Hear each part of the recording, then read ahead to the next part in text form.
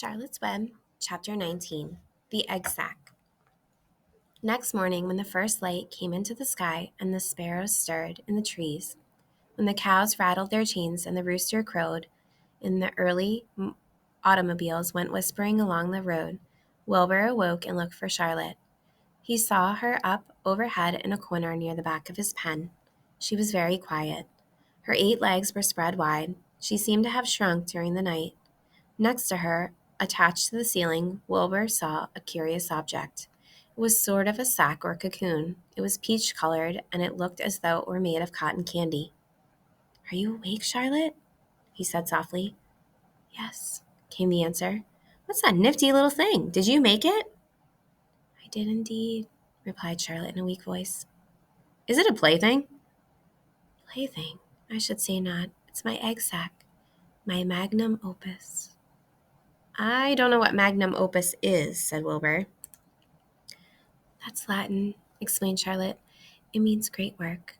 This egg sack is my great work, the finest thing I have ever made." "What's inside it?" asked Wilbur. "Eggs?"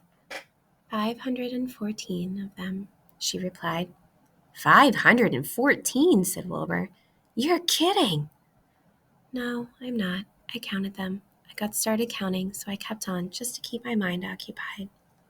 "It's a perfectly beautiful egg sack," said Wilbur, feeling as happy as though he had constructed it himself. "Yes, it is pretty," replied Charlotte, patting the sack with her 2 front legs. "Anyway, I can guarantee that it is strong. It's made out of the strongest material I have. It is also waterproof. The eggs are inside and will be warm and dry." "Charlotte," said Wilbur dreamily, "are you really going to have 514 children?" "If nothing happens, yes," she said. "Of course they won't show up till next spring." Wilbur noticed that Charlotte's voice sounded sad. "What makes you sound so downhearted? I should think you'd be terribly happy about this." "Oh, don't pay attention to me," said Charlotte. "I just don't have much pep anymore. I guess I feel sad because I won't ever see my children." "What do you mean you won't see your children? Of course you will. We'll all see them. It's going to be simply wonderful. Next spring in the barn cellar with 514 baby spiders running around all over the place. And the geese will have new sets of goslings, and the sheep will have their new lambs." "Maybe," said Charlotte quietly. "However, I have a feeling I'm not going to see the results of last night's efforts. I don't feel good at all. I think I'm languishing, to tell you the truth." Wilbur didn't understand what the word languish, and he hated to bother Charlotte by asking her to explain, but he was so worried he felt he had to ask. "What does languishing mean?" "It means I'm slowly fading. Slowly, I'm slowing up, feeling my age. I'm not young anymore, Wilbur. But I don't want you to worry about me. This is your big day. Look at my web. Doesn't it show up well with the dew on it?" Charlotte's web never looked more beautiful than it looked this morning. Each strand held dozens of bright drops of early morning dew. The light from the east struck it and made it all plain and clear. It was a perfect piece of designing and building. In another hour or two, a steady stream of people would pass by, admiring it and reading it, and looking at Wilbur and marveling at the miracle. As Wilbur was studying the web, a pair of whiskers and a sharp face appeared. Slowly, Templeton dragged himself across the pen and threw himself down in a corner. "I'm back," he said in a husky voice. "What a night." The rat was swollen to twice his normal size. His stomach was as big around as a jelly jar. "What a night," he repeated hoarsely. "What feasting and carousing. A real gorge. I must have eaten the remains of 30 lunches. Never have I seen such leavings, and everything well ripened and seasoned with the passage of time and the heat of the day. Oh, it was rich, my friends, rich." "You ought to be ashamed of yourself," said Charlotte in disgust. "It would serve you right if you had an acute attack of indigestion." "Don't worry about my stomach," snarled Templeton. "I can handle anything. And by the way, I've got some bad news. As I came past that pig next door, the one that calls himself Uncle, I noticed a blue tag on the front of his pen. That means he has won first prize. I guess you're licked, Wilbur. You might as well relax. Nobody's going to hang any medal on you. Furthermore, I wouldn't be surprised if Zuckerman changes his mind about you. Wait till he gets hankering for some fresh pork and smoked ham and crisp bacon. He'll take the knife to you, my boy." "Be still, Templeton," said Charlotte. "You're too stuffed and bloated to know what you're saying. Don't pay any attention to him, Wilbur." Wilbur tried not to think about what the rat had just said. He decided to change the subject. Templeton, said Wilbur, if you weren't so dopey, you would have noticed that Charlotte has made an egg sac. She's going to be a mother.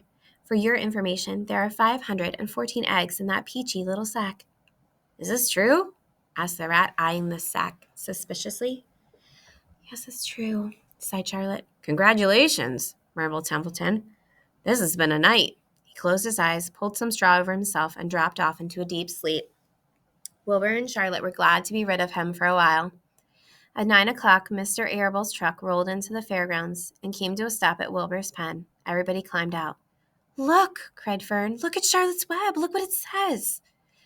The grown-ups and the children joined hands and stood there, studying the new sign. Humble, said Mr. Zuckerman. Now isn't that just the word for Wilbur? Everyone rejoiced to find that the miracle of the web had been repeated. Wilbur gazed up lovingly into their faces. He looked very humble and very grateful. Fern winked at Charlotte. Lurvy soon got busy. He poured a bucket of warm slops into the trough, and while Wilbur ate his breakfast, Lurvy scratched him gently with a smooth stick. Wait a minute, cried Avery. Look at this. He pointed to the blue tag on Uncle's pen. This pig has won first prize already? The Zuckermans and the Arables stood at the tag. Mrs. Zuckerman began to cry. Nobody said a word. They just stared at the tag. Then they stared at Uncle. Then they stared at the tag again. Lurvy took out an enormous handkerchief and blew his nose very loud, so loud, in fact, that the noise was heard by the stable boys over at the horse barn. Can I have some money? Asked Fern. I want to go out in the midway. You stay right where you are, said her mother. Tears came to Fern's eyes. What's everybody crying about? Asked Mr. Zuckerman. Let's get busy. Edith, bring the buttermilk. Mrs. Zuckerman wiped her eyes with her handkerchief. She went to the truck and came back with a gallon jar of buttermilk. Bath time, said Zuckerman cheerfully. He and Mrs. Zuckerman and Avery climbed into Wilbur's pen. Avery slowly poured buttermilk on Wilbur's head and back, and as it trickled down his sides and cheeks, Mr. and Mrs. Zuckerman rubbed it into his hair and skin. Passers-by stopped to watch. Pretty soon, quite a crowd had gathered. Wilbur grew beautifully white and smooth. The morning sun shone through his pink ears. He isn't as big as that pig next door, remarked one bystander, but he's cleaner. That's what I like. So do I, said another man. He's humble too, said a woman, reading the sign on the web. Everybody who visited the pig pen had a good word to say about Wilbur. Everyone admired the web, and of course nobody noticed Charlotte. Suddenly a voice was heard on the loudspeaker.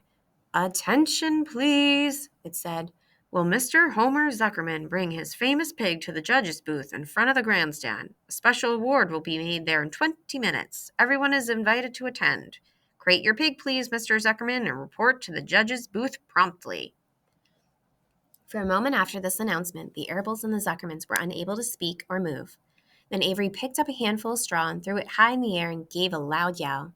The straw fluttered down like confetti into Fern's hair. Mr. Zuckerman hugged Mrs. Zuckerman. Mr. Arable kissed Mrs. Arable. Avery kissed Wilbur. Lurvy shook hands with everybody. Fern hugged her mother. Avery hugged Fern. Mrs. Arable hugged Mrs. Zuckerman. Up overhead in the shadows of the ceiling, Charlotte crouched unseen, her front legs encircling her egg sac. Her heart was not beating as strongly as usual, and she felt weary and old, but she was sure at last that she had saved Wilbur's life, and she felt peaceful and content. We have no time to lose, shouted Mr. Zuckerman. Lurvy, help with the crate. Can I have some money? Asked Fern. You wait, said Mrs. Arable. Can't you see everybody is busy? Put that empty buttermilk jar into the truck, commanded Mr. Arable. Avery grabbed the jar and rushed to the truck. Does my hair look all right? Asked Mrs. Zuckerman. Looks fine, snapped Mr. Zuckerman, as he and Lurvy set the crate down in front of Wilbur. You didn't even look at my hair, said Mrs. Zuckerman. You're all right, Edith, said Mrs. Arable. Just keep calm. Templeton, asleep in the straw, heard the commotion and awoke. He didn't know exactly what was going on, but when he saw the men shoving Wilbur into the crate, he made up his mind to go along. He watched his chance, and when no one was looking, he crept into the crate and buried himself in the straw at the bottom. All ready, boys, cried Mr. Zuckerman. Let's go. He and Mr. Arable and Lurvy and Avery grabbed the crate and boosted it over the side of the pen and up into the truck. Fern jumped aboard and sat on top of the crate. She still had straw in her hair and looked very pretty and excited. Mr. Arable started the motor, everyone climbed in, and off they went to the judge's booth in front of the grandstand. As they passed the Ferris wheel, Fern gazed up at it and wished she were the topmost car with Henry Fussy at her side.